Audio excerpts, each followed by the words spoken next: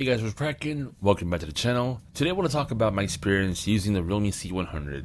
Now this isn't going to be a spec reading session because honestly anybody can look up specifications online. Instead I want to share what it actually feels like living with the phone every day. The things I liked, the things that surprised me, and a few areas where you can definitely tell Realme had to make some compromises to hit this price point. So after spending some time with this device, the first thing that immediately stood out to me was the battery life. This phone comes with a massive 8000 mAh battery, and honestly it feels like it just refuses to die. If you're someone who spends a lot of time scrolling through social media, watching videos, or doing even some light gaming, you're probably going to end up with a lot of battery left. There were even days when I completely forgot to charge it overnight and still wasn't worried the next day. For me, that's probably the biggest selling point of this device. Of course, having such a big battery does come with a bit of trade-off. The phone isn't exactly lightweight, as it is a little over 200 grams. You definitely notice the weight when holding it for long periods. It's not uncomfortable, but if you're coming from a slimmer or lighter device, it's something you'll notice right away. Personally, after a few days, I got used to it, and it's mainly because the battery life made up for that extra weight. Now, moving on to the display, the realme C100 features a 6.8-inch AMOLED IPS LCD panel with a 120Hz refresh rate. And honestly, the high refresh rate makes a big difference than most people realize. Scrolling through apps feels smooth, navigating the interface feels responsive, and it gives the phone a more premium feel than you'd expect from a budget device. Now, is it the sharpest display out there? No.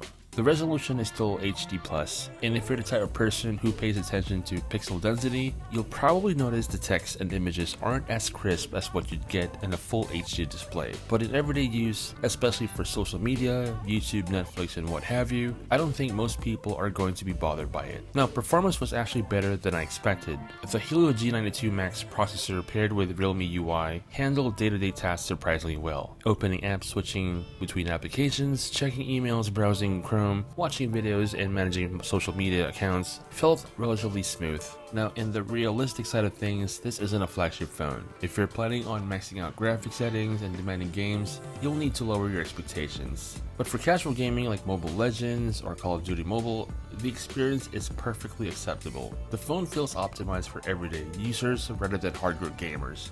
And I think Realme made the right choice here. Now let's talk about the cameras, because that's usually one of the biggest deciding factors for a lot of consumers. The 50 megapixel main camera performs reasonably well when there's plenty of light available. During the day, photos came out detailed. Indoor shots can become softer, and nighttime photography isn't exactly the phone's strongest feature. But honestly, I think that's expected. Most phones in this segment struggle in low light. Here are some photos I snapped at a local mall in San Juan, as well as some video recordings done with the realme C100. Now, after spending time with the realme C100, I think I understand exactly who this phone is for. It's not trying to compete with flagship devices. It's not trying to be a gaming smartphone. Instead, it focuses on the things that matter most to the average user. It would have been great though if this came with 5G. This would have been the ultimate utility smartphone. You have all the necessary IP ratings to withstand dust and water conditions, as well as expandable storage, plus the fact that it has that 8000 mAh battery,